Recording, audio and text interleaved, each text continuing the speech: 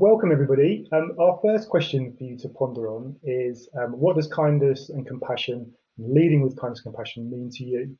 How have you come to understand that practice of leadership and what's your relationship to it? So we'll start with getting a reaction from each of you, and then we'll try and dive into a bit of a conversation. So Fatima, if I can come to you first, what does it mean to you? Thanks, Simon. I mean, if there's anything I've had a masterclass in the last 18 months, it is how to lead in kindness and compassion, isn't it? And I'm somebody who learns by observing others, who practices and learns from their mistakes, because no one's perfect, are they? And I think for me, you know, leading with kindness is the ability to ask the question of how are you, and actually listening to the answer. So it's not just a flippant question. It's something where you are present and listening to the answers. It's about understanding that when people appear on your team screen, there is stuff going on that you can't see on that team screen. There are non-verbals that you can't always see on that team screen. And the ability to communicate in different methodologies is crucial in embodying that kindness. And I think the other thing that I would always say is really important when it comes to compassion is enabling people to fail and to make mistakes. And that's something in our culture, sadly, we've had to learn very quickly to adapt to. And I think sort of one of the most important learning that I had during the last 18 months, because I did feel this obligation to be the strong one and to have all the answers and to be, oh, Fatima's fine, Fatima's smiling, is to keep it real and to say, I'm not all right today, feeling really rubbish. I've lost someone really important to me. I'm feeling really tired. It's really hard homeschooling my children, and actually embodying the behaviours that I expect other people to replicate and to show my own vulnerability. And all those elements, I think, and the feedback that I've had from my colleagues across the system has enabled me to embody the kindness and compassion that makes them feel comfortable to do the same. So I think those elements are all really crucial as we move forward, because what we've seen, and I'm sure we'll discuss this later, is actually that can lead to a positive culture of learning that will only benefit patient outcomes, which is why we're all here. Oh, that's really interesting. Chooks, how about you? What does leading with kindness and compassion mean to you? For me, it really focuses on understanding self. For me, before lockdown, as much as I felt I was doing and being compassionate and kind, I really recognized that I was so involved in competition, competing and it came from a position of lack of funds, lack of, this, lack of that. And it really hit me. What was great about the first wave of COVID, unfortunately, it was a disease, but the ability for us just to stop. And it hit me like a ton of bricks. And, albeit I work in suicide prevention, I've been in the ambulance service, I've been in many other things, I've been prison chaplain, so many things. But it was a time that really made me reflect on, one, to have self-compassion for my previous mistakes and my previous hubris. And then it really made me focus, like Fatima said, about my vulnerability, and recognizing to lead from my heart is much harder than lead from my head and my public school education of go out there and take troops and everything else. So for me, it's self-compassion, self-kindness, which then enables me to really check out how I really treat everyone. And even though it might seem that kindness for me is an activity, it's actually more how pure is my mind, my thoughts. Can I be kind when I see a politician do something that I think is absolutely wrong? Can I suspend judgment? Can I be comfortable with not knowing? And can I therefore allow that for everyone to be the best version of themselves? Can I see that in them before they might even see it in themselves? So for me, I love that Stephen Covey quote, seek first to understand, then be understood. So for me, compassion is about understanding. Kindness is the act of how I respond to people, not react. Brilliant, thank you. And Paula, what's going on for you? What are you thinking? Well, for me, compassion and kindness is the human side of leadership. And that's the human side for both me and the person and people that are in front of me. And sometimes people differentiate between leadership and management. I don't think that's important. It's in the interaction between yourself and somebody else that's the important part of it. And that's seeing the person in front of you. I mean, really seeing them. And even then, that's not quite enough. So you can feel empathic towards the person. You're really seeing that individual. And I think they understand and recognise and respond to that. And yet then what you really need to do is to follow that up with an act of kindness in the interaction, in the action that you take in response to the person and the situation that's in front of you. Thanks, Paula. Christian, what does leading with kindness and compassion mean to you? I'll just say just a few things about how I got to where I got to. So it's important to me in my journey. So I spent a bit of time doing ethnographic research with people who experienced domestic and sexual violence abuse.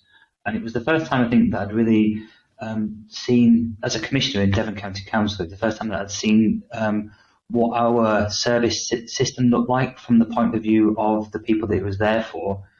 And it really profoundly affected me how frequently our services that were commissioned and delivered with the best of intentions were reductive, delineated people to a series of problem encounters, didn't see wholeness, didn't see context. And ever since then, my work and my journey has been very much about how can we reorientate to be in service of the people that we are here to work with. And I guess for me, in that context, compassion is about it's a kind of humility. It's about recognizing suffering as a condition of life, being there, showing up, being with and alongside people. The tendency to seek to fix things, fix symptoms of things. So for me, compassion is much more about understanding the deep-rooted context of what happens for people, understanding the meaning they make of that, and connecting as part of an alliance, a journey with people, rather than as a sort of separate service response. Thanks, Christian. And last but definitely not least, Ed, what does it mean to you? Well, I think working in the NHS, it's intrinsic to everything that we do as nurses, as doctors, as healthcare assistants, anyone looking after patients. We know that, kindness and compassion is part of our care to the patients, but actually it's also something that affects us when we're working with the staff. As a manager, you've got to make sure that you're linking it to your staff as well as to the patients. I think there's actually two elements here. So kindness is your acts. It's, the things that you do to help support your staff, the good things you can do to help their well-being.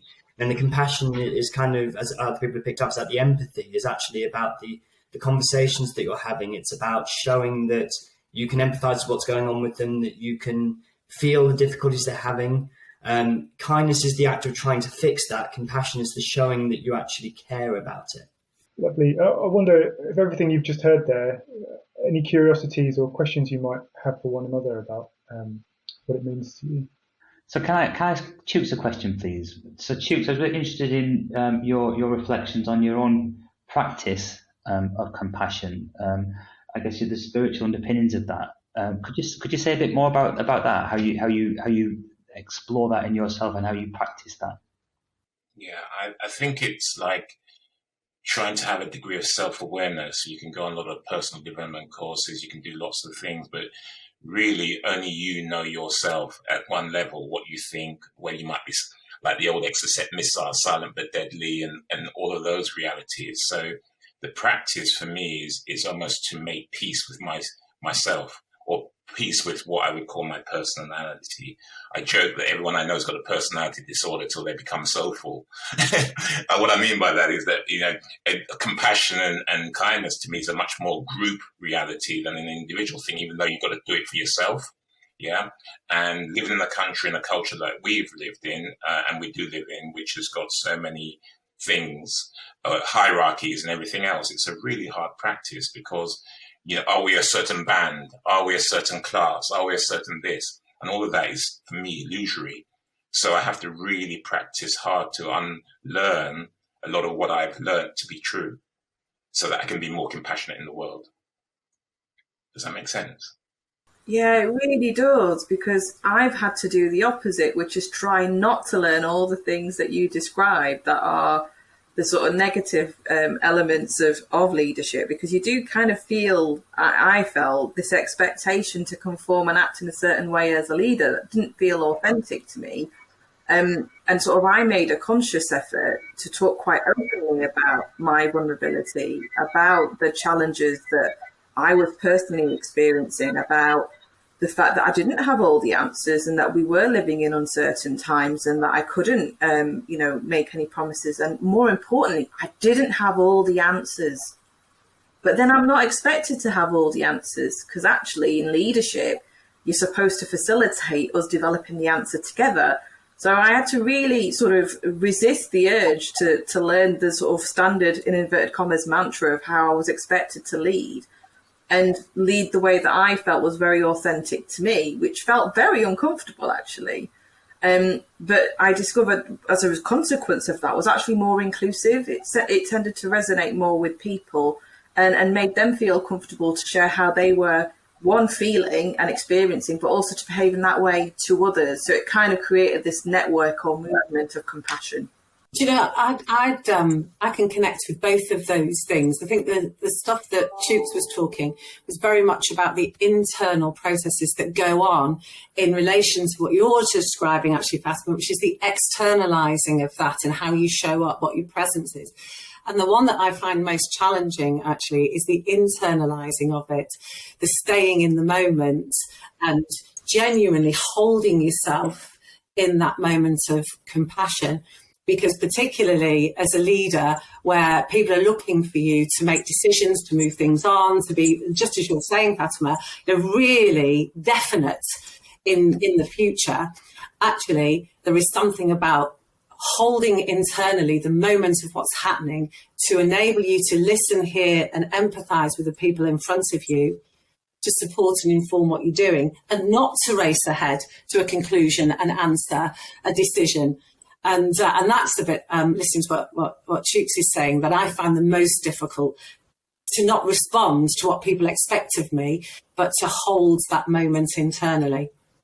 I think what all three of you have kind of discussed there is separating the difference between what we deliberately do and what we almost subconsciously do.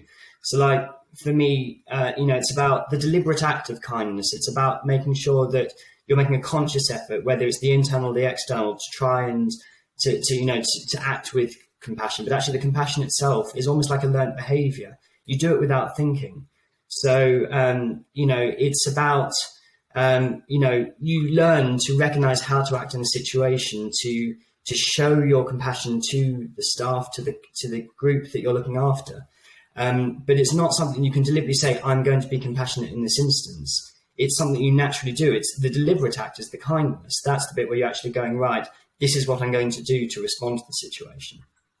I guess it might resonate a bit with Ed. I think for me, it is a kind of conscious act. I consciously think about how can I be compassionate in my practice. I think a bit like a number of people said that there is a power. I think within that. One of the things I'm really interested in is what is it like to work in our systems on the front line. I've got a problem with the word front line, the military overtones of that. But what is it like to deliver services to people when you're a housing officer and there is no housing in North Devon to provide people with? An incredibly difficult place to be, and how to work with how to hear that compassionately, support people compassionately, feed that back into the system decisions compassionately. So I think my question was about just exploring practice. Really, what does this mean? How might we do this? How is this a conscious act? How is it transformational internally? And how does that transformation internally help us be more effective agents of change? Yeah, I just wanted to add to that, because one of the things that I used to look at years ago when we were looking at compassion was how then you lead from your heart.